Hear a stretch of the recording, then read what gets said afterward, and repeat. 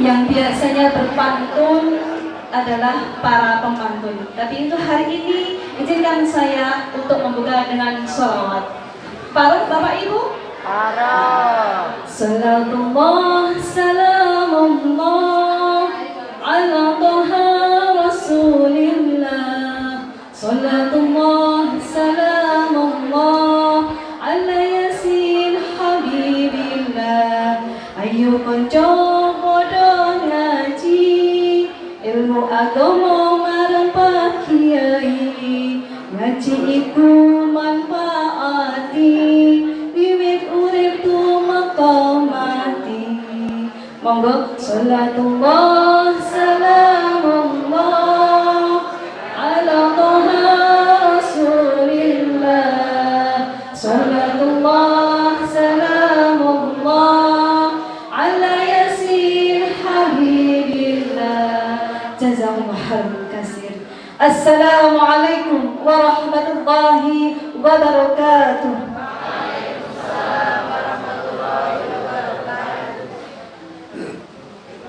A'udzu billahi minasyaitonir rajim. Bismillahirrahmanirrahim. Tabarakallahu nazal Qur'an bilisan Arabiyyin mubin. Wassalatu wassalamu ala asrofil mursalin sayyidina wa maulana Muhammadin wa ala alihi wa ashabi ajmain. Amma ba'd. Al-Mukarram Bapak Ustadz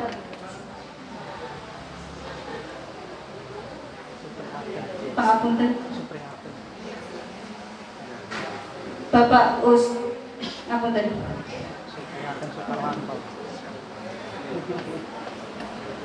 Bapak Ustadz Prihatin Sarjana Pendidikan Islam yang kami hormati, Bapak Korwicam Dikpora Madukara Bapak Budiono yang kami hormati, Ibu Nurhayati PNFI Korwicam Dikpora Madukara, dan yang kami hormati K3S beserta Ibu Bapak Kepala Sekolah Sekorwicam Kecamatan Madukara, yang kami hormati Ketua Panitia Amaliyah Ramadan Korwicam Dikpora Madukara, yang kami hormati jamaah pengajian Ibu Bapak Guru Sekorwicam Kecamatan Madukara. Hadirin rahimakumullah, tiada kata yang pantas diucapkan selain kata syukur kepada Ilahi Rabbil Allah Subhanahu wa ta'ala. Alhamdulillah atas segala rahmatnya, atas segala nikmatnya, kita dapat berkumpul pada pagi hari ini, tentu pada acara pengajian akbar jajaran Korwicam Dikpora Kecamatan Madukara pada acara Amaliyah Ramadan tahun 1447 Hijriah. Semoga Allah merahmati dan meridhoi acara pagi hari ini.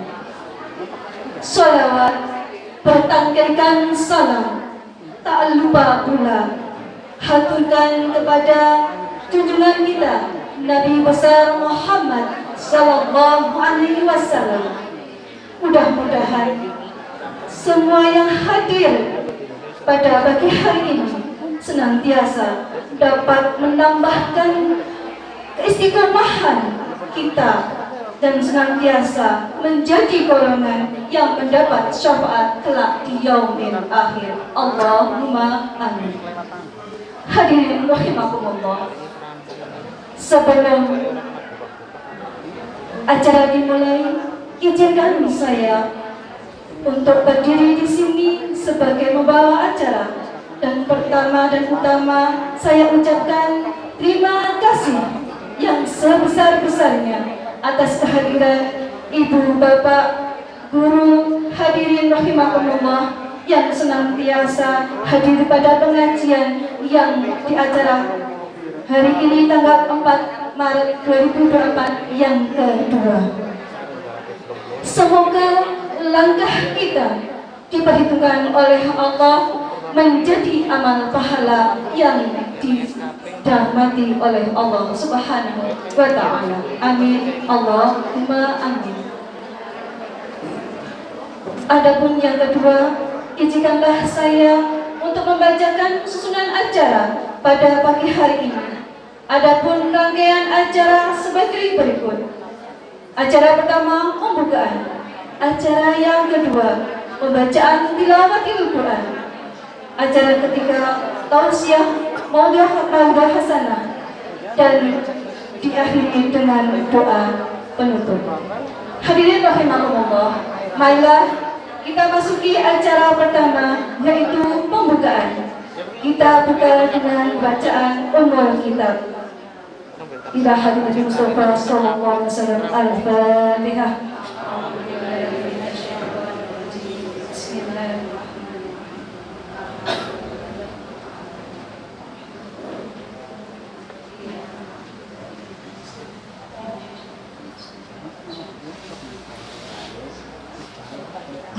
Amin. Ya Rabbal Alamin. Mudah-mudahan dengan pembacaan Ummul Kitab tadi, acara kita pagi hari ini penuh dengan keberkahan. Memasuki rangkaian acara berikutnya, pembacaan tilawatil Quran yang akan dilantunkan oleh Bapak Yusuf Hidayatullah. Kepadanya disilahkan.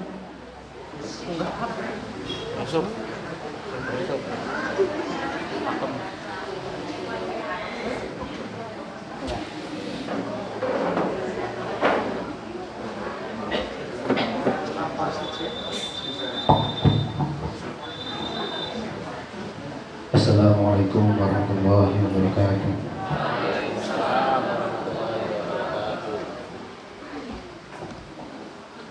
A'udzu billahi minasyaitonir rajim.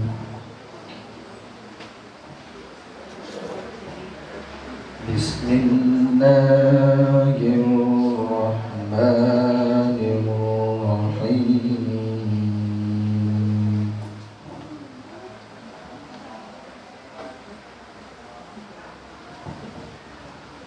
Alif Lam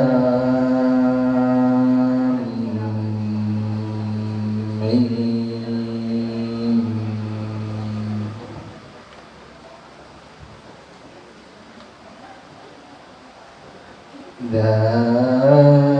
Dzalikal kitabu la raiba fihi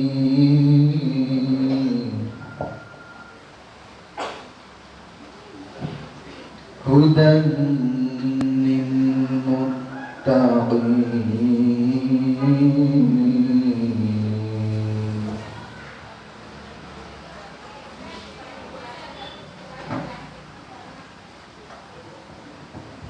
Alladzina yu'minuna bil ghaibi wa yuqimuna shalah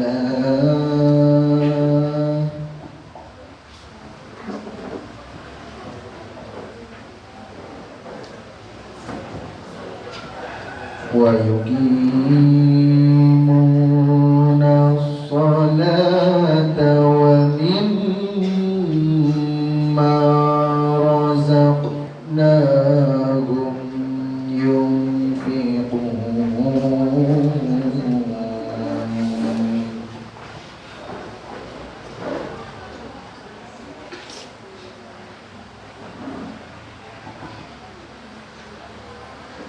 وَالَّذِينَ يُؤْمِنُونَ بِمَا أُنزِلَ إِلَيْكَ وَمَا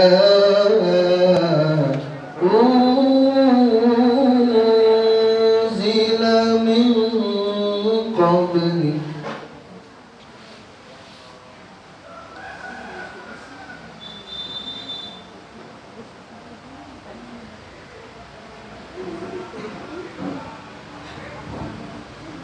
وَبِالْآخِرَةِ هُمْ يُوقِنُونَ.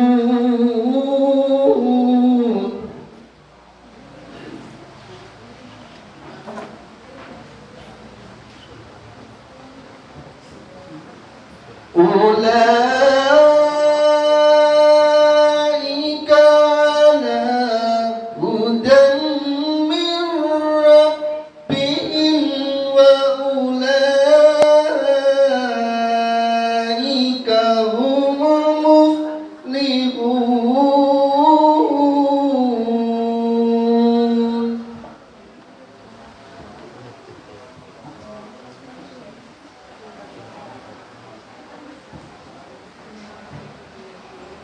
إن الذين كفروا سواء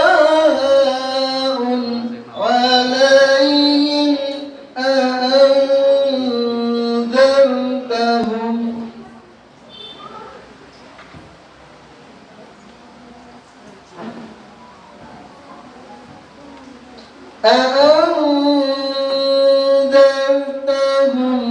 أم لم تنذرهم لا يؤمنون.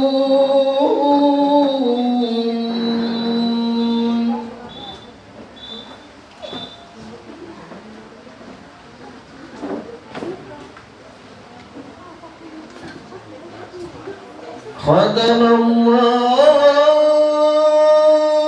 على قلوبهم وعلى سمعهم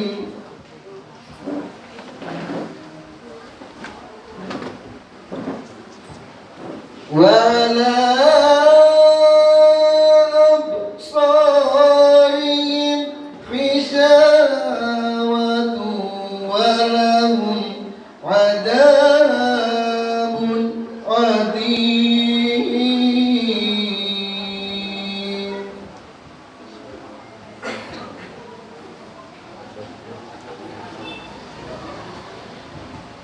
ومن الناس من يقول آمنا بالله وباليوم الآخر وما هم بمؤمنين.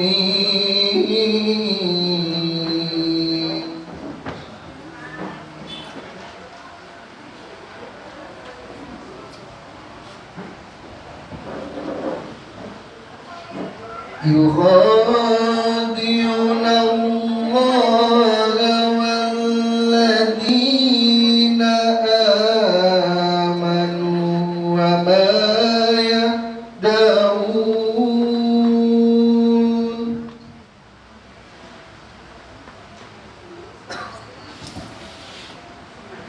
وما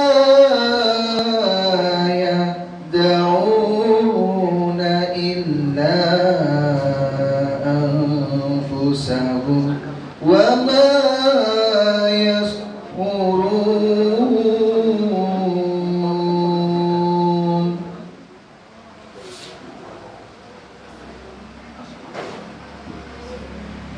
في قلوبهم مرض فزادهم الله مرضا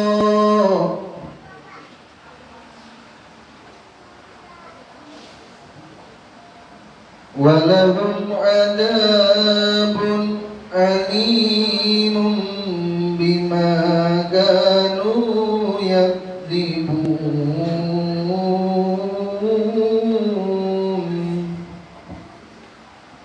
صدق الله العظيم. صلى على نبي محمد. Wassalamualaikum warahmatullahi wabarakatuh.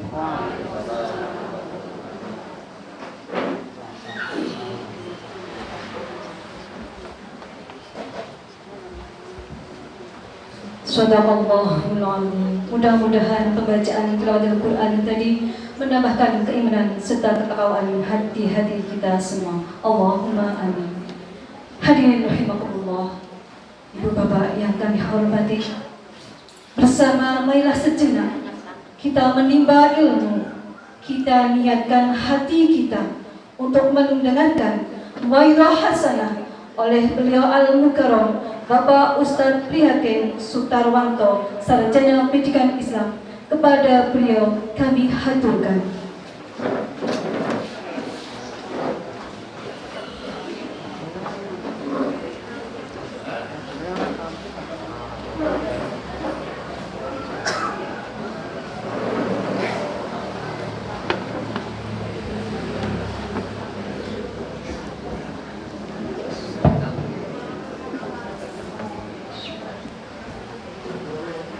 Assalamualaikum warahmatullahi wabarakatuh. Waalaikumsalam warahmatullahi wabarakatuh. Alhamdulillahilladzi binikmatihi tatimus shalihat wa bidzikrihi wa dzikri awliyaihi tatanazzalur rahmat. Allahumma sholli ala sayyidina Muhammadinil fatihi lima ughliq wal khatimi lima sabaq nasiril haqqil haqq wal hadi ila siratikal mustaqim wa ala alihi wa sahbihi haqqa qadrihi wa miqdarihil azim. Faqad qala Allah ta'ala fil Qur'anil Karim, a'udzu billahi minasy syaithanir rajim. Bismillahirrahmanirrahim. Kuntum khaira ummatin ukhrijat linnas ta'muruna bil ma'ruf wa tanhauna 'anil munkar wa tu'minuna billah. Al-ayah. Yang kami hormati, yang kami muliakan Ketua Korwil Kecamatan Madubara, Ketua K3S Kecamatan Madubara, bapak-bapak, ibu-ibu, semua yang hadir di tempat ini, yang saya hormati, saya muliakan. Semoga semuanya termasuk orang yang dimuliakan oleh Allah Subhanahu wa Ta'ala. Amin ya Rabbal Alamin.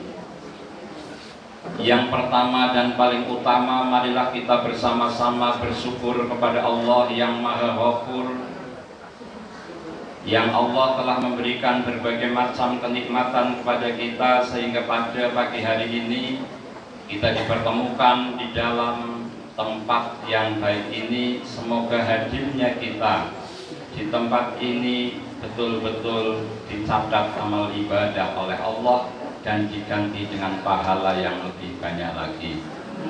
Semoga hadirnya kita di tempat ini betul-betul membawa kebaikan untuk kita dan anak-anak didik kita semua. Amin Allahumma. Semoga hadirnya kita kali ini bisa mendatangkan ridhonya Allah kepada kita semuanya. Yang kedua, sholawat salam semoga selalu tercurah limpahkan kepada suri tauladan kita, beliau baginda Nabi Agung Muhammad sallallahu alaihi wasallam. Semoga kita semua, keluarga kita, anak keturunan kita, dzurriyyah kita semua termasuk orang-orang yang akan mendapatkan syafaatnya. Amin ya Rabbal. Bapak Ibu semua yang kami hormati, yang kami muliakan, mohon izin saya matur di hadapan panjenengan semua. Saya tidak menggurui panjenengan semua. Banyak yang lebih senior daripada saya. Panitianya ini Pak Nur, yang kenal lebih dulu, Pak Nur, bareng-bareng sama-sama guru PAI. Saya guru PAI Bapak Ibu, sama-sama guru. Saya orang Madukoro, desanya Seret, ya di Seret. Saya lahirnya di Seret, ya. Lahir di Seret, nikah di Seret. Iya, nikah di Seret. Sekarang masih di Seret. Tapi saya dikasih amanah untuk mendidik anak-anak di Punggelan, di kecamatan yang cukup jauh. Nah, ketemunya dengan Pak Nur ini bareng-bareng sama-sama guru agama, sehingga pastilah beliau perantara beliau saya dihadirkan ke hadapan panjenengan. Saestu saya mohon izin dan mohon maklumnya, ternyata saya amati banyak yang lebih senior daripada saya. Nyuwun ngapunten nggih, nggih. Lebih senior artinya berarti lebih tua. Bapak Ibu semua yang kami hormati, kami muliakan. Pertama, saya mengajak bersyukur kepada kita semua bersama-sama, kok kita ditakdirkan untuk menjadi para pendidik. Kita ditakdirkan untuk menjadi guru, Bapak Ibu. Kenapa seperti itu? Kita semuanya sudah tahu. Rasulullah Shallallahu Alaihi Wasallam mengalami beberapa macam profesi. Pernah menggembala kambing, pernah berdagang, tetapi pada akhirnya Rasulullah setelah diangkat menjadi nabi, menjadi rasul, beliau tidak lain adalah menjadi pendidik. Maka di dalam hadis yang tidak terlalu populer, Rasulullah mengatakan, innama bu'istu mu'alliman. Kalau yang populer, innama bu'istu liutammima makarimal akhlak. Saya hanyalah diutus untuk menyempurnakan akhlak. Tetapi ada hadis, innama bu'istu mu'alliman. Saya itu diutus untuk menjadi mu'allim, menjadi guru. Maka profesi ini adalah profesi yang meneruskan profesinya beliau baginda Nabi Agung Muhammad Sallallahu Alaihi Wasallam. Makanya mulia Bapak Ibu. Kita semua, panjenengan semua ini adalah orang-orang yang mulia, orang-orang yang melanjutkan profesinya Kanjeng Nabi. Nah, maka patut bersyukur. Tatkala orang lain, Bapak Ibu, melakukan profesi semata-mata hanya mencari uang, profesi yang lain itu murni kerja itu karena materi, tetapi kita tidak. Ada nilai yang lain selain materi, yaitu nilai kita mendidik generasi-generasi selanjutnya setelah kita. Maka panjenengan kita semua ini ditakdirkan menjadi orang-orang pilihan. Tidak semua orang ditakdirkan untuk menjadi seperti kita. Dan kalau dawuhnya almarhum Kiai Haji Maimun Zubair, beliau mengatakan, tatkala panjenengan menjadi guru, menjadi pendidik, jangan punya cita-cita buat pinter anak. Karena kalau itu yang terjadi, nanti kita itu mendekal terus. Anak-anak sekarang nyuwun sewu Bapak Ibu, lebih manut apa lebih istimewa? Lebih istimewa. Tapi apa tujuannya? Tujuannya disuruh, sudah yang penting kewajiban kita adalah mulang mendidik, masalah pinter dan tidak urusannya Allah. Kita disuruh mikirnya bagaimana, jangan-jangan di antara salah satu murid saya besok akan ada yang akan mengentaskan saya dari neraka, menyeret masuk ke dalam surga. Allahumma. Itu gue gombong-gombong. Gombong-gombong pulau jenengan begitu. Kalau mendidik anak orang pinter-pinter, orang popo, nggak apa-apa. Pinter tidak wajib, wajibnya mencari ilmunya. Sing penting sekolah, pinter nggak wajib. Nah, kadang-kadang mohon maaf, kita semua sekarang sedang mengalami gejala yang sama, di mana-mana anak kita ternyata tambah istimewa. Tambah istimewa. Jangankan panjenengan guru-guru SD, ini pasti jenengan lebih sabar daripada kita-kita yang mulangnya anak gede. Karena apa? Jenengan teraten. Kami yang guru SMK saja Bapak Ibu, saya ngecek zaman sekarang, banyak anak-anak tulisan belum genep, nulis belum genep, itu ada. Tulisannya nggak jelas, nggak genep, itu ada. Saya ngecek anak-anak karena saya guru agama, ada yang nggak hafal bacaan sholat, tapi ya lulus sekarang SMP, biar ya lulus SD barang. Ada yang nggak bisa membaca Al-Quran, tapi ya lulus.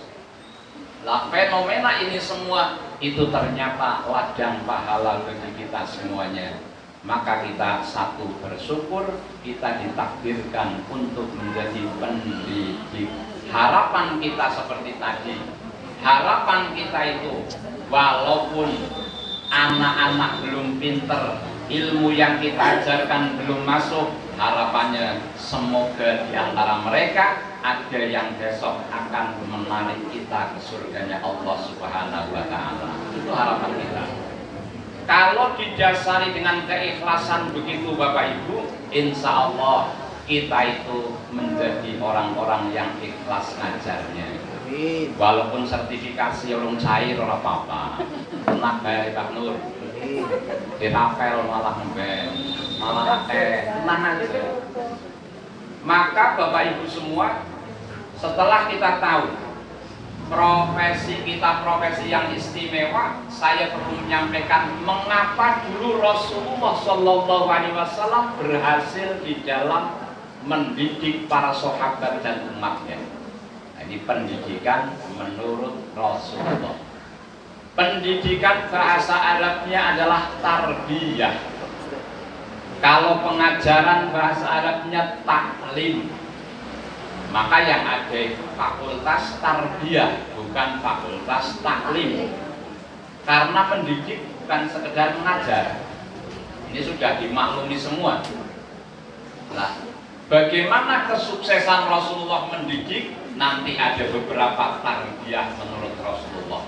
Tapi tadi ayat yang saya bacakan, kuntum khaira ummatin, panjenengan adalah umat yang terbaik. Umat yang terbaik itu yang seperti apa? Ukhrijat linnas, yang kami keluarkan untuk manusia, ta'muruna bil ma'ruf, yang mau memerintahkan kebaikan, wa tanhauna 'anil munkar, mencegah kemungkaran, wa tu'minuna billah, dan iman kepada Allah. Umat yang terbaik, umat yang mau merintah kebaikan, mencegah keburukan, lalu beriman kepada Allah. Ini profesinya kita Bapak Ibu. Kita merintah kebaikan kepada anak-anak, kita mencegah keburukan dari anak-anak, dan juga kita mengajak anak-anak untuk beriman kepada Allah. Maka kalau seperti itu, insya Allah kita semua adalah umat yang terbaik yang disampaikan Allah di dalam ayat Al-Quran. Ini umat terbaik. Selain umat terbaik karena itu, karena kita memang umatnya Nabi yang terbaik. Nabi kita Nabi yang terbaik, maka umatnya ikut menjadi umat yang terbaik. Sekalipun umurnya pendek-pendek, Nabi-Nabi terdahulu umurnya panjang-panjang, orangnya besar-besar. Nabi Adam dikisahkan tingginya 30 meter. Nabi Adam usianya yang menyebutkan sekitar 950 tahun. 950 tahun. Ada nabi-nabi usianya 800-an tahun. Tubuhnya besar-besar. Kita dijadikan umat yang terakhir. Kita ini umurnya pendek-pendek, tubuhnya tidak besar-besar, tapi tetap menjadi umat yang terbaik. Gara-gara apa? Nabi kita adalah nabi yang terbaik, katut menjadi umat yang terbaik. Dan besok pada saat di akhirat tidak ada orang yang dipersilahkan melalui Shirathul Mustaqim, nggak dipersilahkan masuk surga terlebih dahulu kecuali Nabi Muhammad SAW beserta umatnya. Maka insya Allah kita semua ini adalah calon penghuni surga. Amin. Percaya saja, optimis saja. Yakin apa bukan? Yakin, orang patio yakin. Orang patio yakin, mandan pengen neraka. Kita harus yakin. Iya, maksudnya apa? Ada dasarnya. Dasarnya apa? Hadisnya Kanjeng Nabi. Rasulullah SAW pernah menyampaikan, man fi qalbihi darratun minal iman dakhalal jannah. Siapa yang di dalam hatinya ada sebiji sawi dari iman, dia akan masuk surga. Oh, imannya jenengan kan lebih gede daripada itu. Ya pasti, karena apa? Belum puasa, urun sholat. Ini pasti. Saya membaca di dalam tafsir, ada orang meninggal melakukan keburukan banyak sekali. Lalu pada saat diperlihatkan catatan amal, orang tersebut dikasih catatan amal, jumlahnya 99 buku. Bukunya panjangnya sejauh mata memandang, jumlahnya 99. Tidak ada catatan kebaikan sama sekali. Isinya elek kabeh. Diberi catatan amal, isinya elek, semua 99 buku, bukunya gawat. Pada saat dilakukan hisab, pada saat setelah dihisab, dilihat catatan amal, dihitung, hitungannya kalah karena catatan amal itu lebih banyak buruk, lalu masuk namanya mizan, ditimbang. Ternyata Allah mengeluarkan ada satu kertas, dikisahkan di situ hanya sebesar driji, kertas segini panjang, ada tulisannya La ilaha illallah Muhammadur Rasulullah. Kertas satu ditimbang dibandingkan 99 buku yang panjang masih lebih berat. La ilaha illallah Muhammadur Rasulullah. Akhirnya orang tersebut tetap dimasukkan surga. Apalagi panjenengan, maka harusnya optimis surga. Optimis ya? Optimis. Nah itu satu, saya menyampaikan bahwa kita harus bersyukur kita menjadi profesi guru, ini melanjutkan profesinya Kanjeng Nabi Agung Muhammad Sallallahu Alaihi Wasallam. Dan seperti itu disyukuri, dinikmati, senang Bapak Ibu. Kalau sudah senang nggak dibayar itu mau, betul apa enggak? Nah, orang-orang pasti yakin ini. Kalau sudah profesi itu senang, nggak dibayar itu mau. Nggak mau. Nggak mau ya. Buktinya apa? Saya kalau pagi mulang di sekolah, tapi kalau malam saya mulang di pondok nggak dibayar. Saya mau tetap mulang. Saya pulang ngaji orang dibayar biasa. Maka ini saya nggak butuh amplop Pak Nur, temenan. Orang butuh amplop, isinya mau. Apa maksudnya? Saya pulang sekolah di sekolahan SMK pulangnya jam 3:30. Sampai rumah di tempat saya 4:30. 4:30 di rumah sudah nunggu anak-anak TPQ. Anak TPQ yang ngulang istri saya dulu. Nanti kalau saya pulang jam 5 saya bantu. Selesai maghrib saya pindah ke pondok, mulang di pondok Sirih sampai jam 8, sampai 8:30 baru pulang. Tapi mulang ngaji yang seperti tadi, mulang TPQ tidak ada bayaran, tetapi ada kepuasan di dalam hati. Tatkala anak-anak kita itu ada sesuatu yang bisa didapatkan oleh mereka. Andekan ibu-ibu, bapak-bapak mulang sekolah kok kayak gitu, kerennya luar biasa. Tapi kayaknya orang gelem ya. Saya nggak mau. Nah sekarang kita masuk pendidikan ala Rasulullah itu bagaimana? Tadi pendidikan namanya tarbiyah. Kalau sekedar pengajaran namanya taklim. Kalau pendidikan apa? Tarbiyah. Kalau pengajaran taklim. Sekolah itu adalah pendidikan, bukan sekedar taklim.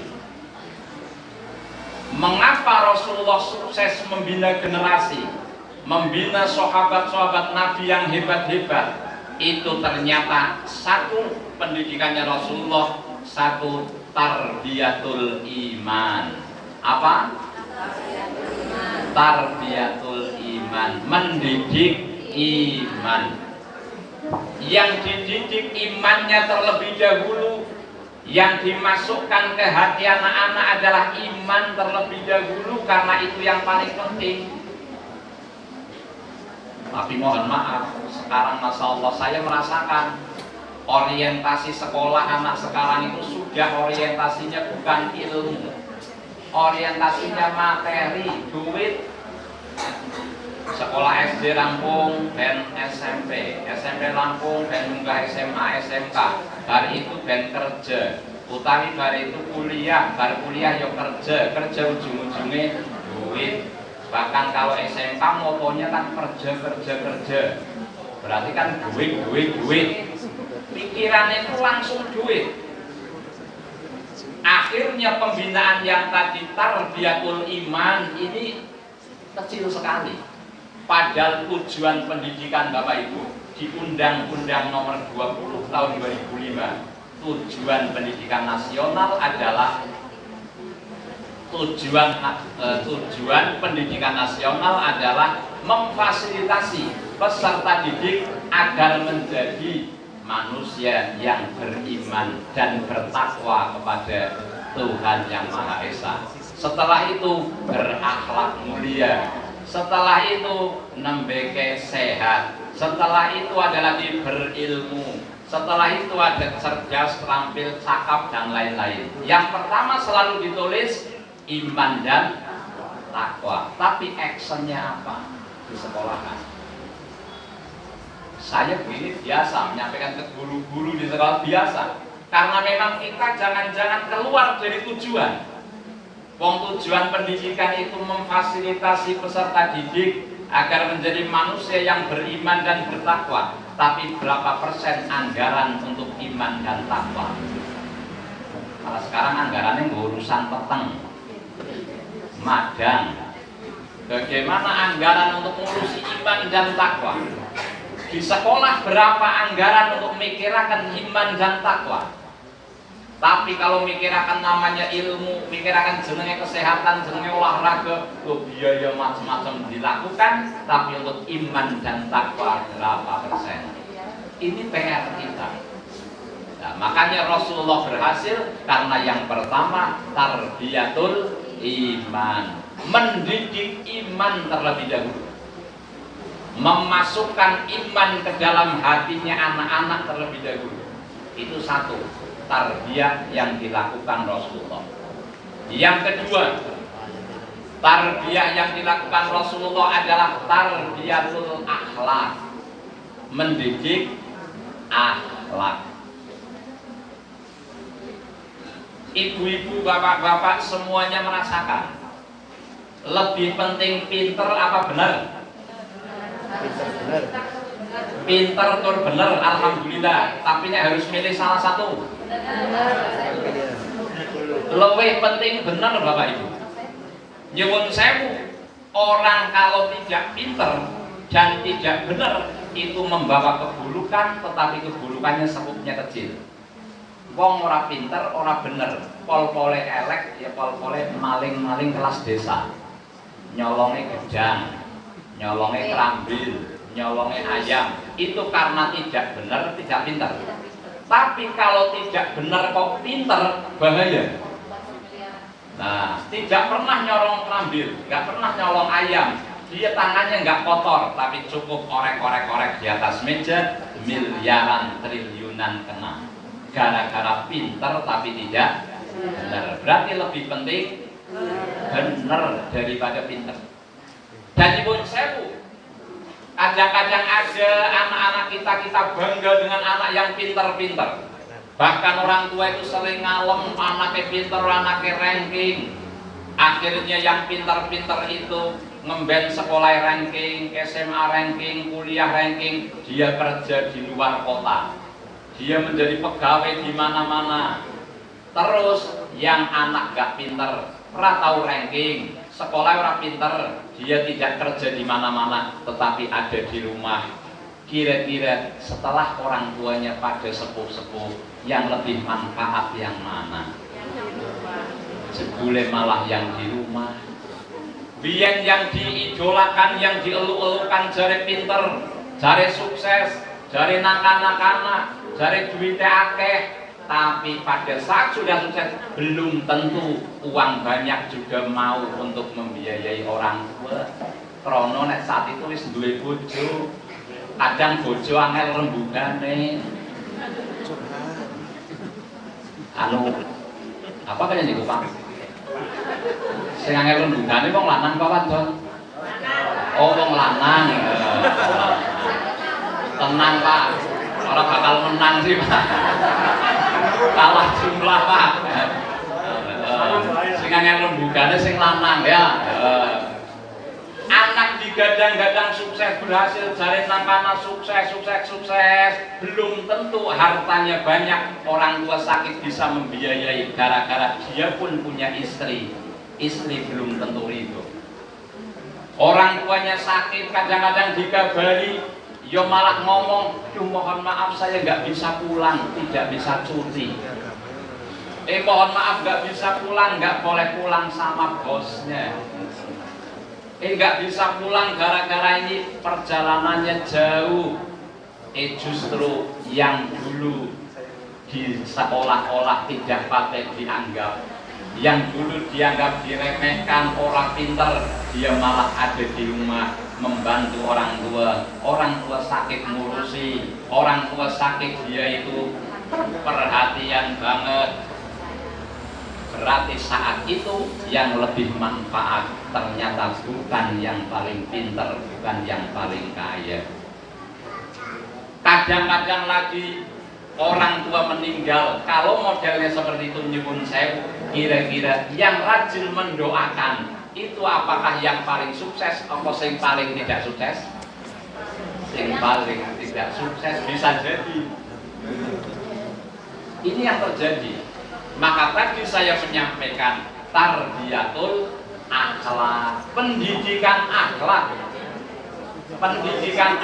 diutamakan. Rasulullah SAW menyampaikan tadi innama bu'istu liutammima makarimal akhlak. Dan nyuwun sewu Bapak Ibu, akhlaknya kita orang Jawa itu lebih bagus secara akhlak dibandingkan orang Arab. Nyuwun sewu, yang pernah ke Arab, saya belum pernah. Yang pernah ke Arab itu katanya biasa orang sholat dilumpati di Masjidil Haram, kan pada kayak gitu. Karena sesek tapi dilompati. Tapi kalau di Indonesia berani? Tidak berani. Orang-orang Arab di sana biasa kalau ngomong pakai bahasa yang kasar, pakai bahasa biasa. Tapi kalau kita orang Jawa punya anggah ungguh sopan santun yang bertingkat-tingkat. Orang Arab cuma punya bahasa kan satu. Kepala ya bahasa Arabnya roksun, tapi orang Jawa beda-beda. Orang yang mulia Mustafa, orang yang lebih gede, lebih tua Sirah. Sing padha karo kanca-kancane biasa nglotak ndas. Sing wong carane napa malih kucing, ndas kucing. Juwi berarti patah ke juwi. Tapi kalau bahasa Arab satu, roksun semuanya. Bahkan bahasa Indonesia juga satu, kepala. Maka sama. Kepalanya Pak Nur bersebelahan dengan kepala kambing, pada kepala. Kepala kucing yang lagi makan kepalanya juwi. Loh, kepala semua. Tapi kita punya adab akhlak yang lebih baik. Sekalipun dibandingkan orang Arab. Orang Arab saya kasih contoh lagi. Mereka itu kalau salaman ketemu gurunya, ketemu syekhnya nggak cium tangan. Tapi yang dicium itu batuke. Jajal lagi di sini murid jenengan manggung batuke. Saru. Lah sekarang sudah mulai lagi bergeser anak-anak kita. Salaman bukan cium tangan, tapi tangan ditempelkan pipi, tangan ditempelkan batuk. Itu gak bener. Karena yang bener adalah cium. Cium itu adalah hidung dan mulut. Begini. Karena gitu. Itu hal sepele. Pendidikan akhlak yang paling punya adalah kita orang Jawa. Bahasa Jawa Bapak Ibu mendidik akhlak yang paling bagus. Dan siapa yang nyuwun sewu sing kalih bapake kalih garwane basa pundi? Bahasa, oh pinter bahasa nggih bahasa Indonesia. Sama, oh nggih saya. Sing kalih papake kok krama inggil niku langka sih. Bapak-bapak nyuwun sewu Pak, sing bojone bahasa wonten Pak? Wonten? Oh angger butuh duit. Oke. Ternyata Bapak Ibu ada rahasia bahasa Jawa tersebut adalah juga salah satu cara untuk membina akhlak. Diaturi mature kon sing alus, mature sopan itu didik akhlak. Bahkan saya belum pernah mendengar orang padu nganggo krama inggil. Karena hel. Angger panjenengan kangge bahasa ngoko gampang. Tukaran karo bapake ndasmu, matamu gampang. Tapi pada saat krama inggil jajal sirahe jenengan, mripate jenengan itu mendidik akhlak. Maka kalau bisa, ini pun saya belum berhasil Bu, bojone aku diurung belum bahasa. Saya pun belum berhasil. Ya karena apa? Kalau bisa anak-anak kita kalau di rumah diajari bahasa krama inggil, di sekolah bahasa Indonesia itu enggak perlu diajari bisa sendiri. Sekarang TK aja anak bocil-bocil bahasa Indonesia. Maka kembali ke tadi pendidikan apa? Akhlak. Anak-anak kita diajari Bapak Ibu pelajaran yang sepele. Kalau jalan di depannya orang disuruh nunduk, itu sudah mulai hilang. Kalau nunjuk disuruh pakai jempol, ini mulai hilang. Anak-anak kita nggak tahu. Anak-anak kita nggak tahu yang seperti itu. Kalau nunjuk menghormati orang ngomong goteng mriko. Ini adalah simbol menghormati. Simbol untuk melatih akhlak, melatih adab, terutama kalau bisa adalah bahasa. Nah, oke. Maka yang kedua adalah tarbiyatul akhlak. Tadi yang pertama apa? Tarbiyatul iman. Nomor dua, tarbiyatul akhlak, mendidik tata krama, sopan santun. Yang ketiga pendidikan ala Rasulullah, ada namanya tarbiyatul akli, mendidik akal. Nah ini nembe. Yang terjadi sekarang di dunia pendidikan mayoritas fokusnya adalah mendidik akal, hanya tarbiyatul akli dan akale pinter. Orang tua bangga kalau anaknya ranking. Dan kita mungkinnya merasakan yang sama. Nanggune sekarang KKM, bocah ora pinter ya tetap nilainya berapa? 70. Ya berarti pada baik. Saya juga sama, agama minimal 75, ana sing 80. Lah itu padahal apa? Anaknya tidak bisa. Karena kita ditarget dengan seperti itu, akhirnya kita melakukan seperti itu. Tapi hasilnya akhirnya tidak baik. Karena apa? Fokusnya hanya akal, tarbiyatul akli. Dulu Rasulullah Shallallahu Alaihi Wasallam, sahabatnya itu banyak. Sahabatnya Rasulullah itu 124.000.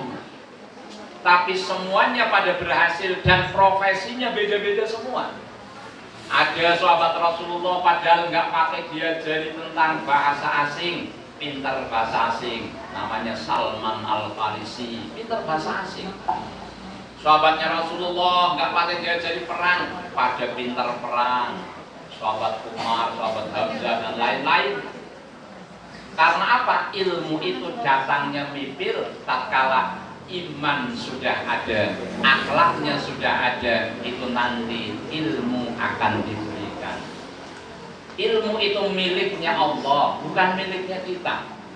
Kita ini hanya menyampaikan, yang akan memberi ilmu pada hakikatnya adalah Allah. Maka yang ketiga tadi tarbiyatul akli, mendidik akal. bagaimana akalnya menjadi baik, akalnya sehat, akalnya cerdas, akalnya pintar, itu mendidik akal. Nah, kita sudah biasa mendidik akal, bagaimana anak-anak kita itu jadi pintar ketiga. Mendidik akal. Yang keempat, pendidikan ala Rasulullah adalah tarbiyatul jismi, mendidik jasmani, mendidik fisik. Fisiknya dididik supaya sehat, fisiknya dijaga supaya mereka pada baik fisiknya. Maka Rasulullah mengajarkan ada olahraga namanya berkuda, memanah, berenang. Sekarang dikembangkan macam-macam nggak masalah, karena tujuannya supaya fisiknya sehat. Itu didiknya Rasulullah. Fisiknya juga dijaga supaya fisiknya baik, fisiknya sehat. Tarbiyatul jismi, jasadnya supaya sehat. Lalu Rasulullah menyampaikan supaya sehat itu bagaimana. Di antara resep sehat menurut Rasul adalah sumu tasihu, puasalah kalian maka kalian akan sehat. Puasa menyebabkan sehat, bukan menyebabkan sakit. Karena itu ngendikane Kanjeng Nabi. Percaya atau mboten? Puasa menyebabkan sehat, bukan menyebabkan sakit. Kenapa menyebabkan sehat? Karena kalau orang itu mau puasa, di dalam tubuhnya ada sel-sel yang berlebihan, itu akan dimakan pada saat dirinya sedang berpuasa. Tapi kalau setiap hari dimasuki makanan terus, menumpuk, akhirnya banyak sel-sel yang tidak dibutuhkan numpuk di dalam tubuh. Maka penyakit yang kebanyakan terjadi itu karena kebanyakan makanan. Sehingga kalau datang ke dokter, rata-rata mesti disuruh mengurangi makanan. Ini dikurangi ininya ya, dikurangi ini. Kayaknya dokter jalan zaman sekarang ngomong, ini ditambahi ya, makan ini, mesti enggak, mesti malah dikurangi. Nah, resepnya Rasulullah supaya sehat berpuasa. Resepnya Rasulullah lagi supaya sehat adalah berhenti makan sebelum kenyang. Rasulullah kalau dahar disampaikan pakai jari 3. Pakai jari 3. Angger jenengan pintar-pintar, saya juga jari 3, tapi nganggo sendok. Tapi kita maklumi Rasulullah dahar pakai jari 3, yang dimakan gandum, kurma, roti. Jenengan mam soto nganggo jari 3, yo angel. Mam bubur nganggo jari 3, angel. Maksudnya adalah bukan masalah jarinya, tetapi makanannya jangan terlalu banyak. Bahkan Rasulullah mengajarkan kalau makan dahar, kalau di bawah itu lesehan. Lalu satunya jegang, tapi di bawah bukan di porsi. Sunnah itu duduk di bawah, satunya begini. Karena dengan seperti itu perut akan membagi menjadi 3. Yang sepertiga isi makanan, sepertiga udara, sepertiga air. Malah kita tiru-tiru orang Eropa, makan berkondangan standing party, karo ngadeg. Itu kan salah. Rasulullah mengajarkan makan itu semakin duduk, semakin rendah, semakin baik, karena perut ini menutup sehingga isinya nggak terlalu banyak, maka akan membuat lebih sehat. Maka Rasulullah menyampaikan berhenti makan sebelum kenyang. Itu diantara pendidikan jasmani atau tarbiyatul jismi. Termasuk lagi Bapak Ibu, tarbiyatul jismi adalah Rasulullah itu sering mengajak sahabat Nabi pada standby untuk di masjid. Bahasanya kita barangkali sekarang namanya iktikaf. Iktikaf itu apa sih? Iktikaf itu dia diam di dalam masjid, tidak keluar dari masjid. Di antaranya kan menundukkan tubuhnya juga. Nah, supaya tidak sering keluar, tidak sering muncul. Tapi kita kebalik lagi Bapak Ibu. Pendidikan di Indonesia sekarang katanya anak gak harus di dalam kelas, silakan pada ucul kemana-mana. Begitu. Tapi kalau panjenengan pernah membuka, teman saya yang cerita karena S2 di Jepang sudah mulai justru sekolah anak-anak kecil, ruangan kelas semakin dipersempit. Supaya apa? Supaya dia tidak banyak gerakan, dia bisa fokus. Ini aneh lagi. Karena apa? Ternyata jasmani butuh ditundukkan.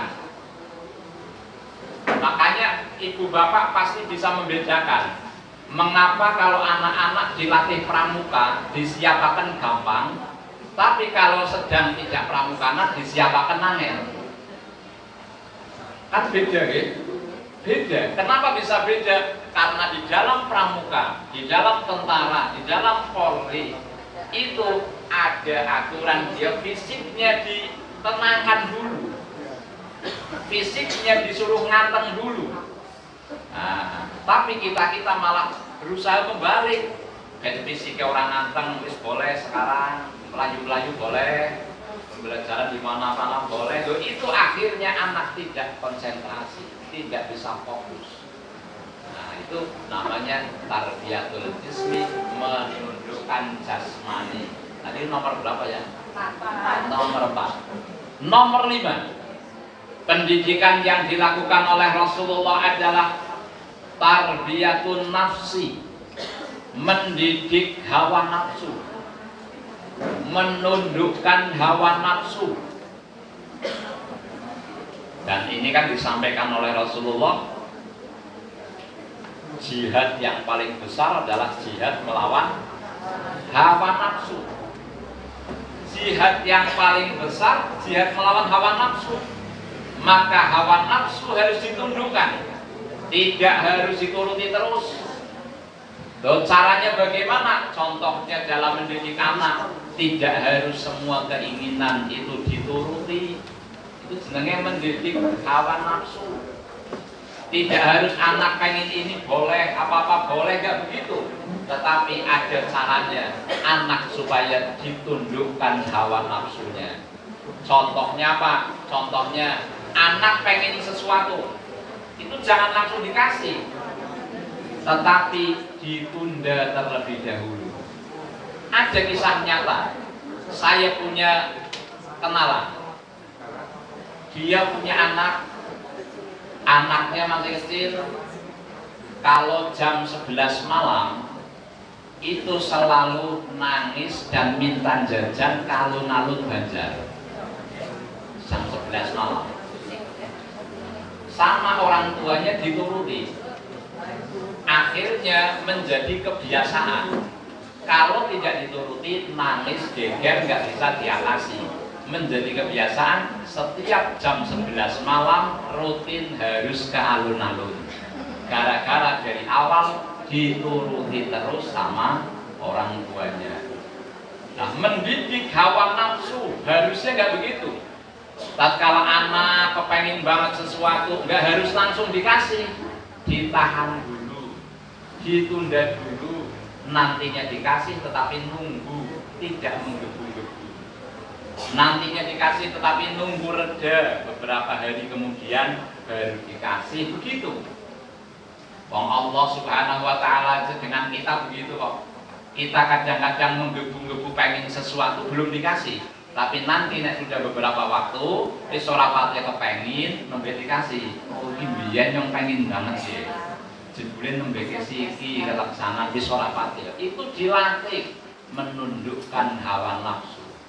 Didik anak juga perlu dengan mendidik menundukkan hawa nafsu, tarbiyatun nafsi.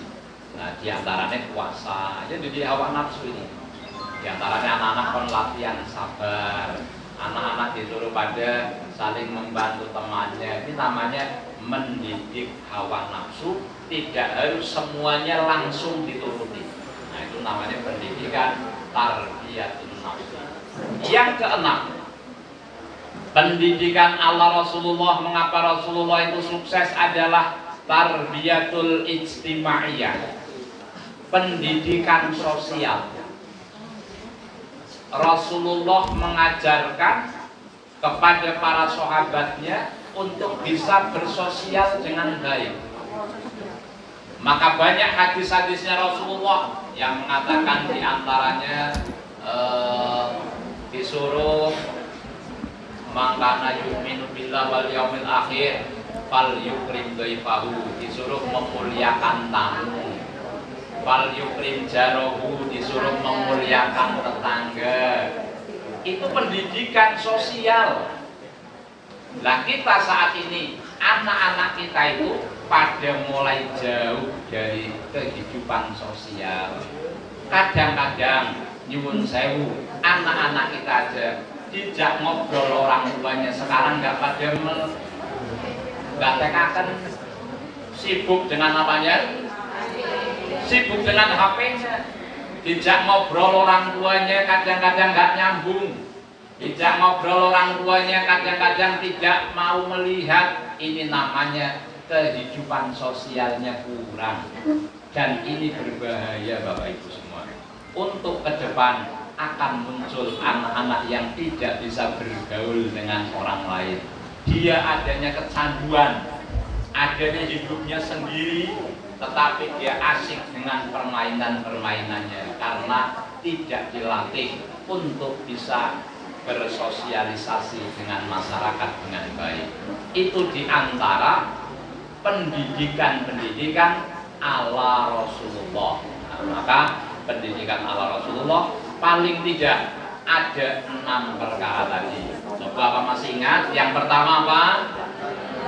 Tarbiyatul iman. Yang kedua, tarbiyatul akhlak. Yang ketiga, tarbiyatul akli, mendidik akal. Yang keempat, tarbiyatul nafsi, mendidik hawa nafsu, menundukkan hawa nafsu. Nomor 5, tarbiyatul jismi dulu, mendidik jasmani, terus mendidik hawa nafsu, terus selain itu mendidik sosial. Inilah pendidikan ala Rasulullah yang semoga kita semua bisa membawa di dalam lingkungan sekolah kita masing-masing. Amin Allahumma amin.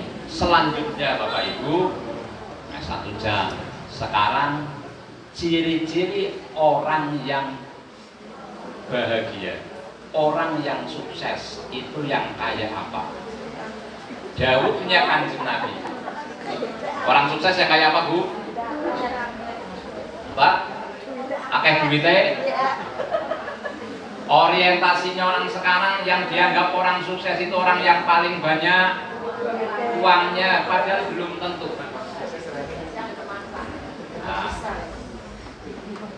kalau di dalam ayat Al-Quran, orang yang paling sukses, yang paling mulia, yang paling baik, inna akramakum indallahi atqakum, sesungguhnya yang paling mulia di antara kalian yang paling bertakwa, bukan yang paling kaya.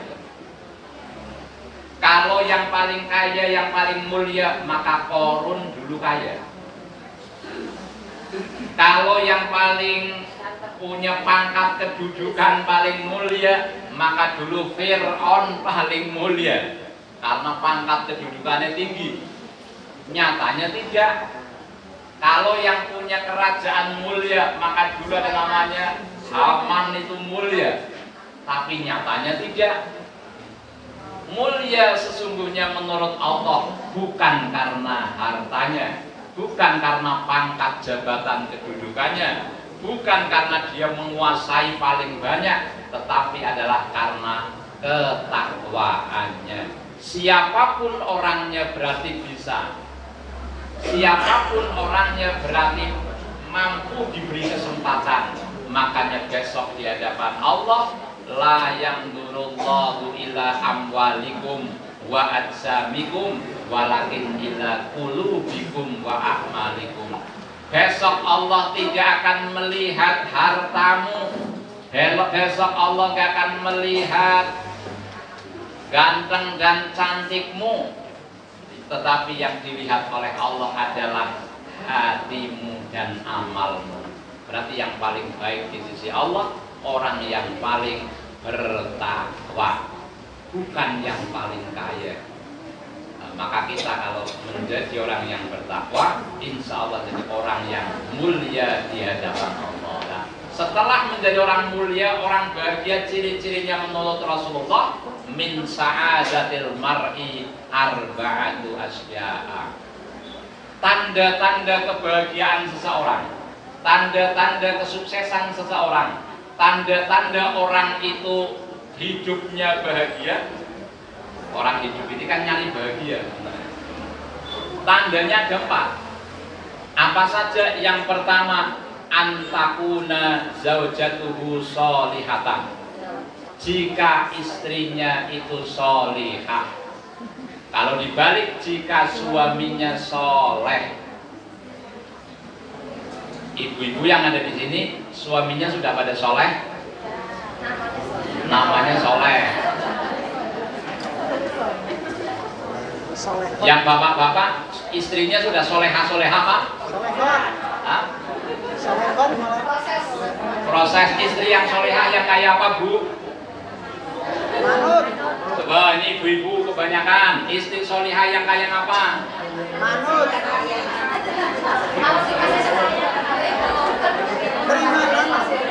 Bingung, ngerti biasa ngomong soleh-soleha tapi maknanya nggak tahu.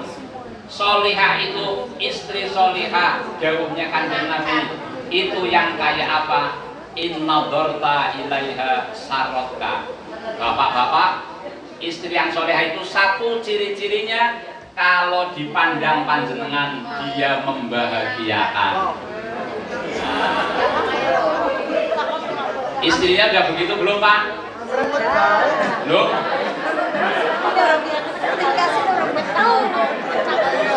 Apa urung duwe bojo? Istri yang solihah satu tatkala dipandang suaminya menyenangkan. Nyuwun sewu ngapunten banget Bu. Onten ibu-ibu nek ketemu wong lain sumeh guyang-guyu tapi ketemu bojone dewek merengut. Onten niku. Oh kapan nggih? Oh tak kira wong Tunggelan tok. Jebule jebule anu saking Amerika. Nek ketemu karo wong lanang wong masyaallah guyang-guyu mesam-mesem ketemu bojone merengut ora tau guyu ya wonten wonge. Teng mriki tekan.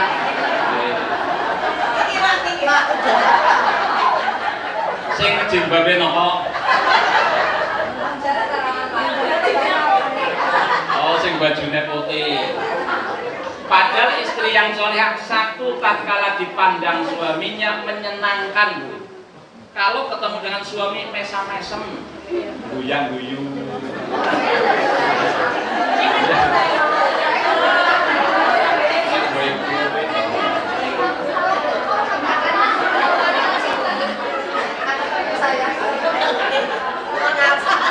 Ada lagi masalah ini yang fakta.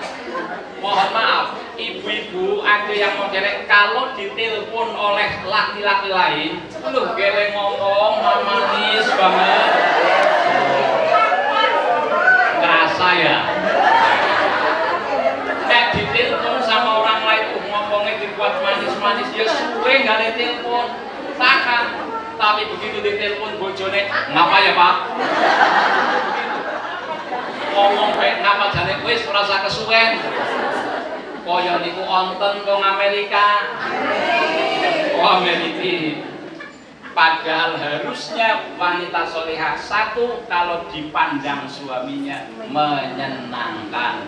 Jenengan ibu-ibu matur Bu, Pak suami, jenengan mandang saya menyenangkan itu nek saya bagaimana?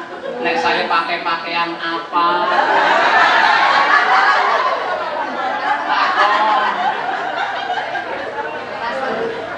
Pun tahu takon rene niku? Oh mungkin. Mungkin langsung. Pakai nggih Bu. Pak, jangan jenengan iki nek ndeleng aku klambi apa dari saya mulai nganggo klambi. Itu wanita soleh satu tatkala dilihat oleh suaminya menyenangkan, bongongaken, bahagia. Ciri-ciri wanita solehah yang pertama, inna dorsa ilaiha saraka. Ciri-ciri kedua, wanita solehah menurut Rasulullah yang kedua, in amartaha atau akka. Jika laki-laki memerintah kepada wanita, wanitanya taat, manut. Yang saya lihat di sini manut-manut kabeh ini. Alhamdulillah, manut-manut semua. Manut sama suami. Nyuwun sewu, bukan masalah menang kalah, itu bukan. Tetapi masalah mendudukkan posisi bahwa suami itu posisinya itu lebih tua tinimbang bojo secara apa? Sebutan. Walaupun bojone brondong Pak. Kayak gini maksudnya, kalau paling gambaran. Yang namanya kepala desa, teng desa itu kan disebut wong tuane wong desa, kan ya nggih. Walaupun wonge isih nom. Nah kan bener wong tua disebut. Dalam rumah tangga sing dituakaken itu adalah suami, walaupun bojone brondong. Tetap suami itu dituakan, maka harus menghormati yang tua. Walaupun brondong undang maring suaminya, dek, ngene dek, maring bojone. Saru. Nah, sing lanang tiru baik, apa ya yuk, ngene yuk. Maring bojone, bojo itu pernae nom. Maka walaupun bojone tua, lanang tetap ngundang kali maton, dek, walaupun tua ada yuk, ngene yuk. Maka suami walaupun lebih muda memerintah kepada istri harusnya ditaati. Asal perintahnya tidak perintah maksiat, tidak perintah durhaka kepada Allah. Wajib taat. Karena menjalankan perintah Allah bukan masalah menang kalah, Bu. Ampun khawatir jenengan taat maring suami dikira kalahan, boten jenengan tetap menangan. Wong lanang kapan menang ya Pak? Kapan? Jangankan wong lanang sing kaya niki, kaya nyong barang. Apa maning wong lanang kaya niki kon menangan kepripun? Wonten cerita nyata niku sahabat Umar bin Khattab, sahabat Nabi paling galak. Sahabat Nabi senenge bawa pedang. Sahabat Nabi pada saat beliau itu mau perjalanan hijrah ke Madinah, sahabat Abu Bakar jalannya siang hari. Nabi dengan sahabat Umar yang galak. Sahabat Abu Bakar dan Nabi perjalanan malam, sahabat Umar perjalanan siang menghunus pedang. Siapa yang berani menghalangi saya? Sini jika sudah siap istrinya menjadi janda. Galake kok. Dikisahkan kalau sahabat Umar lewat, setan takut. Setan wedi kalau sahabat Umar. Setan ora doyan, gemit orang gelit, gerandong orang endong. Sahabat Umar yang galaknya seperti itu, suatu saat rakyatnya ada yang datang. Rakyatnya jenenge Pak Nur Abdullah seumpama. Kenapa Pak Nur ini padul ke sahabat Umar? Karena Pak Nur nang omah diomahi bae bojone. Apa Pak?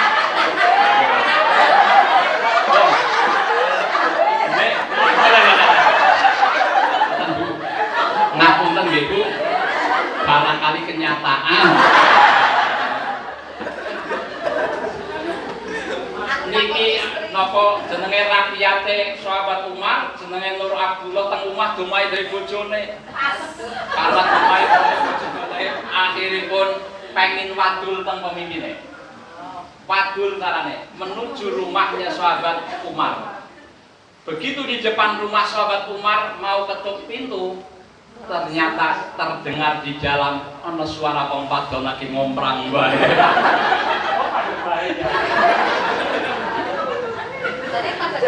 Nah, mau ketuk itu jane suara perempuan lagi ngompreng bae. Akhirnya Pak Nur Abdullah balik kanan, nggak jadi. Nah, begitu balik kanan kelihatan di kaca kelibik, sahabat Umar ngundang, Mas Nur, mriki, wonten napa? Ada apa sini? Oh, boten sahabat Umar, Khalifah, boten estu. Enggak apa-apa. Ada apa kok jenengan datang ke sini? Saya adalah Khalifah, saya adalah gubernur, saya adalah pemimpinnya panjenengan. Silakan mengadu, mengeluh kepada saya, enggak apa-apa. Kula badhe ngeluh tapi mboten sida. Loh, emang bagaimana? Saya datang ke sini niatnya sahabat Umar, saya mau menceritakan, menyampaikan tentang buruknya sifat istri saya kepada saya.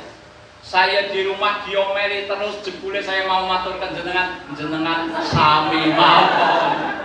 Maka saya pulang, gak jadi. Lah sahabat Umar jawab, oh begini. Saya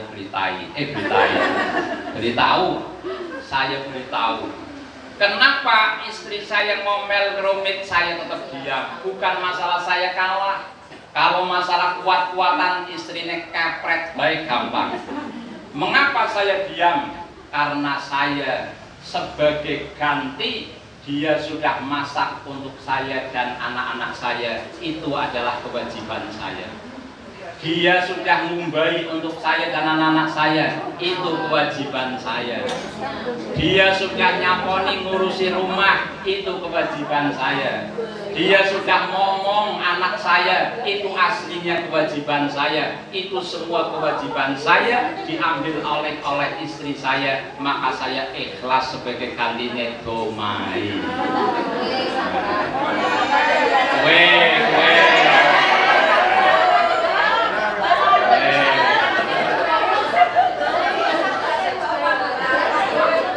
Ibunya pinter ya, ibu. Usapan jane ya. Bu Samsia dan pinter. Langsung disimpulkan, berarti mulai siki ora usah ngumbai, ora usah masak, ora usah ngasasai. Itu bener Bu. Itu kewajiban suami. Para suami. Ngomongan kewajiban suami. Bukan kewajiban istri. Loh, terus kewajiban istri apa? Melayani suami.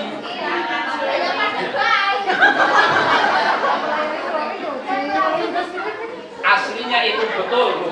Ini tidak bohong. Itu kewajiban suami, ya Pak. Kewajiban suami. Nah, makanya kalau orang yang uangnya banyak, akhirnya Bu, jenengan ora perlu ngapa-ngapa. Iki sing tukang masak tok boletaken wong, khusus tukang masak. Sing tukang ngumbai anak dhewek, tukang ngomong anak dhewek, kabeh tak bayari karo bapake. Oh, lho ibune kon mang ngapa jenengan Bu, tugase jenengan dandan bendina.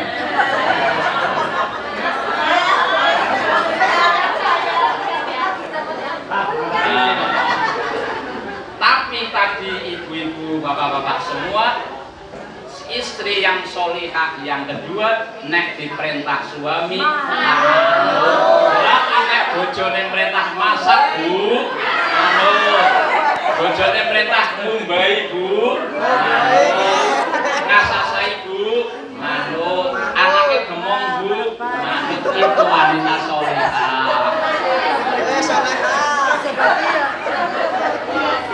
Cocok ya Pak? Itu ibu-ibu orang sidang. Samsia orang sidang. Jadi itu wanita solihah kalau diperintah suami manut.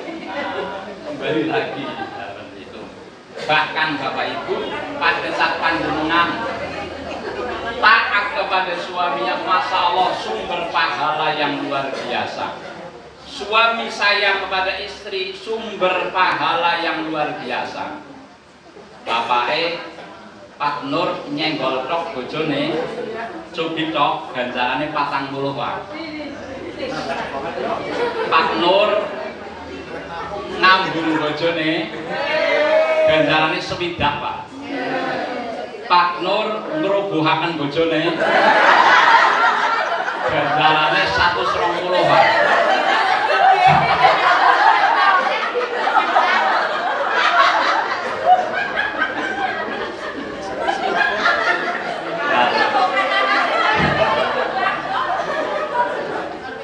Ini ya model guru ya jebule ana sing kene kae.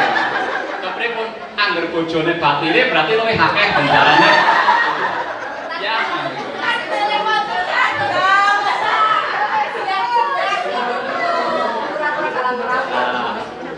Itu tadi apa? Pahala, sumber pahala. Suami memperlakukan istri kayak tadi pahala. Pahala. Istri masa Allah pengen dapat pahala, Bu, garwane jenengan itu adalah sumber pahala. Yang enggak berat-berat lah. Jenengan mau tindak, mau ke sekolahan salin cium tangan, katanya pahalanya seperti mencium hajar aswad kita. Apalagi bojone jenengan ireng temenan. Itu berarti aswad temenan.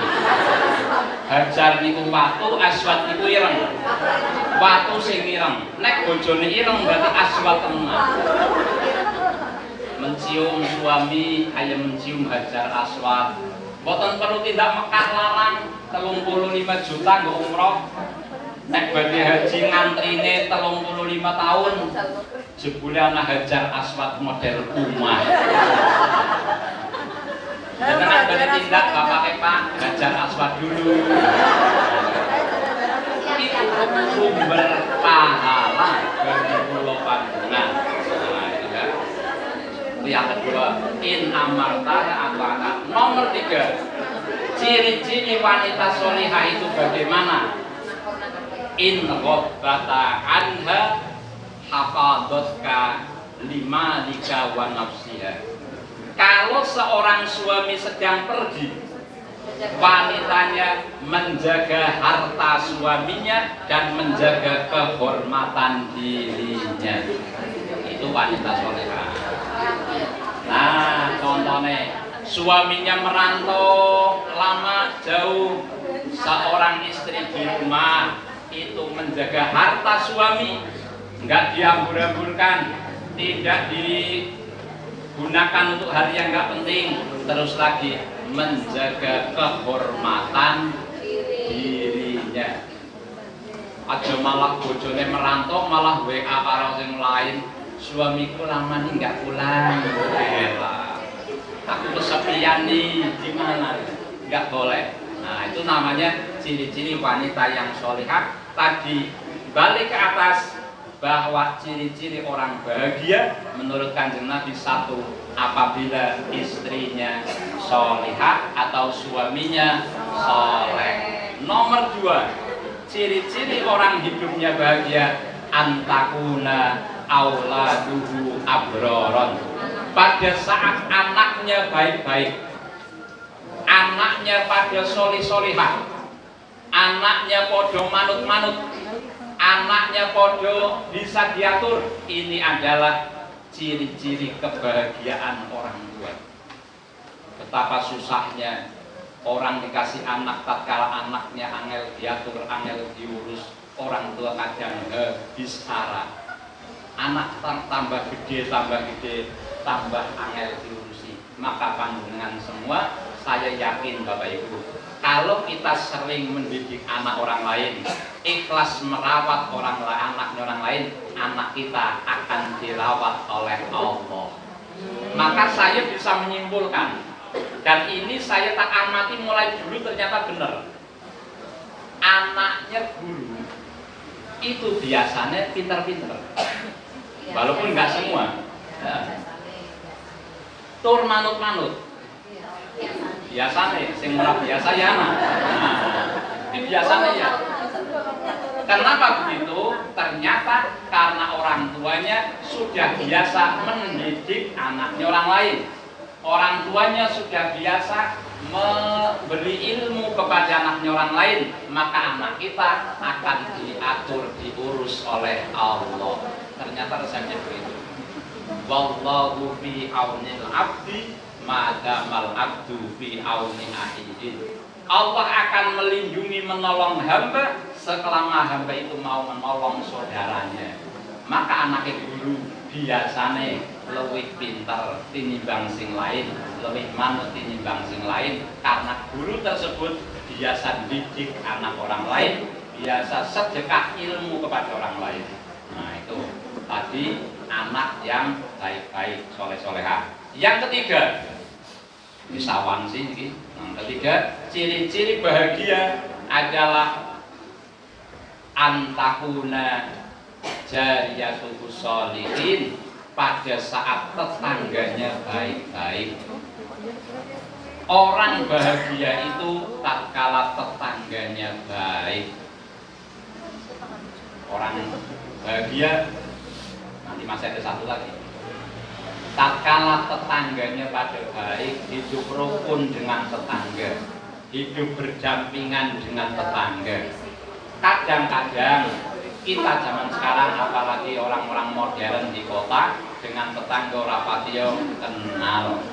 Padahal nyuwun sewu, yang paling dekat dengan kita adalah tetangga. Kadang-kadang lagi malah nyuwun sewu nek nang desa, kan kota-kota apa desa?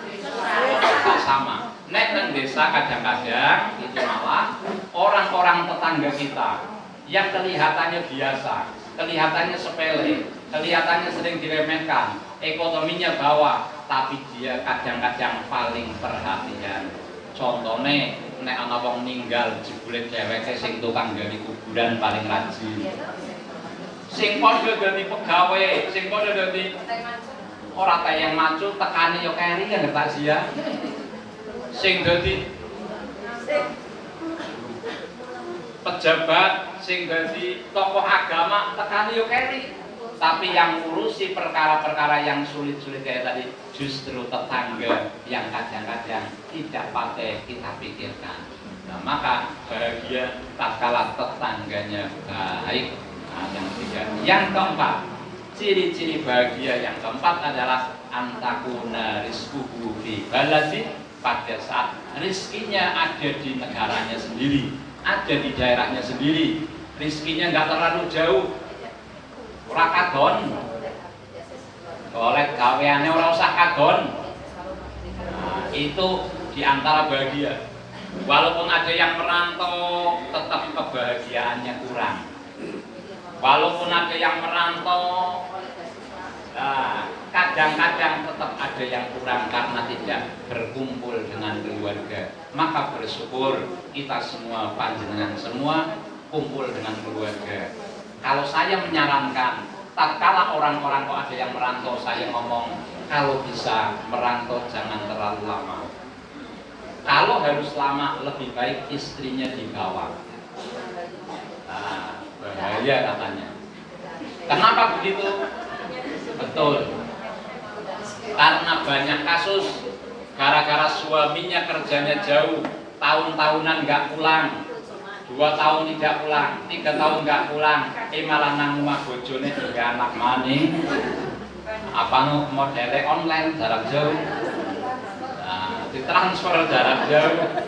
Nah, maka yang seperti itu tidak bahagia. Maka ciri bahagia menurut Rasulullah tadi, satu, apabila pasangan hidupnya soleh-solehah. Yang kedua, apabila anak-anaknya baik, soleh-solehah. Apabila yang ketiga, tetangganya baik. Yang keempat, rizkinya itu dekat, rizkinya cukup dekat, tidak perlu jauh. Itu diantara tanda-tanda kebahagiaan seseorang. Semoga kita semua termasuk orang-orang yang dibahagiakan oleh Allah. Amin. Niku barangkali Bapak Ibu yang bisa saya sampaikan untuk kali ini. Saya sengaja menyampaikannya tadi tentang pendidikan supaya menjadi pemikiran kita bersama dengan mendidik anak-anak kita. Jangan hanya sekedar mendidik otak saja, tetapi didikan-didikan yang lain itu tadi itu sangat penting untuk anak-anak kita. Saya kira itu, Pak Nur. Terima kasih atas kesempatan yang diberikan dan mohon maaf apabila banyak kekurangan, banyak yang nggak pas, banyak yang tersinggung, nyuwun ngapunten nggih. kira itu dari saya. Doa terlebih dahulu. Al-Fatihah. Bismillahirrahmanirrahim. Alhamdulillahirabbil alamin arrahmanir rahim maliki yaumiddin. Iyyaka na'budu wa iyyaka nasta'in ihdinas siratal mustaqim siratal ladzina an'amta 'alaihim ghairil maghdubi 'alaihim waladdallin. A'udzu billahi minasyaitonir rajim. Bismillahirrahmanirrahim. Allahumma shalli wa sallim ala sayyidina wa habibina wa syafiina wa maulana Muhammadin. Bismillahirrahmanirrahim. Alhamdulillahirabbil alamin. Hamdan syakirin, hamdan na'imin, hamdan yuafi ni'amahu wa yukafi mazidah. Ya Rabbana lakal hamdu wa yamlaqil jalali wa 'azimi sultanik. Allahumma ighfir ummata sayyidina Muhammad. Allahumma arham ummata sayyidina Muhammad. Allahumma aslih ummata sayyidina Muhammad. Allahumma astur ummata sayyidina Muhammad. Allahumma arhamkan ummati sayyidina Muhammad. Allahumma ighfir ummata sayyidina Muhammad sallallahu alaihi wasallam. Allahumma inna nas'aluka ridhaka wal jannata wa na'udzu bika min sakhatika wan nar. Allahumma inna nas'aluka ilman wa rizqan wasi'an wa 'amalan mutaqabbalan. Allahumma ij'alna wa ahlana wa awladana wa talamidana min ahlil ilmi wa ahlil khair wa la taj'alna wa iyyakum min ahlis syarri wa ghair. Allahumma inni as'aluka rizqan halalan thayyiban wasi'an mubarakan min kulli jihatin wa sa'il ghairika bi ghairi minnatin makhluqin bi ma'rifatika wa karamika bi ghairi hisab. Rabbana hab lana minas sholihin, Rabbana hab lana minas sholihin, Rabbana hab lana minas sholihin. Rabbi ij'alni muqimas sholati min dzurriyyati Rabbana wa taqabbal du'a.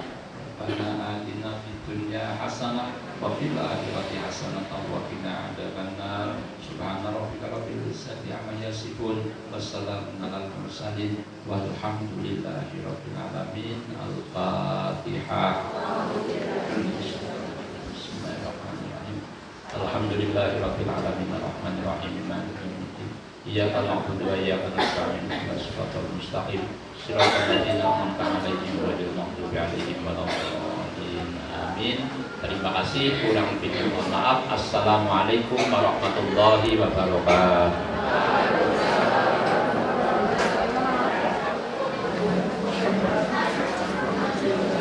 Mudah-mudahan apa yang disampaikan beliau Bapak Ustadz Priyanto Starwan, Sarjana Pendidikan Agama Islam, dapat meningkatkan keimanan dan ketawanan kita sesuai dengan tema kita, meraih berkah tanpa lelah untuk menggapai lillah, dan memberikan spirit di hati kita untuk meningkatkan kualitas diri kita di hadapan Allah Subhanahu wa Ta'ala. Amin, amin ya Rabbal alamin.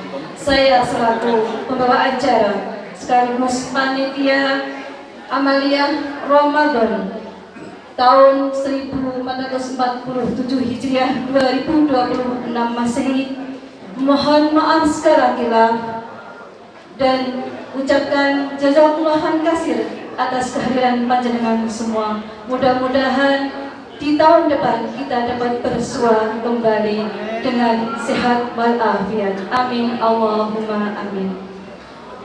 Apabila mata salah memandang, telinga keliru dalam mendengar, hati hilaf dalam berprasangka, maka lisan pun dapat menyinggung dalam bertutur kata. Untuk itu mohon maaf lahir batin. Saya akhiri, bila hidayah ihdinas siratal mustaqim. Wassalamualaikum warahmatullahi wabarakatuh.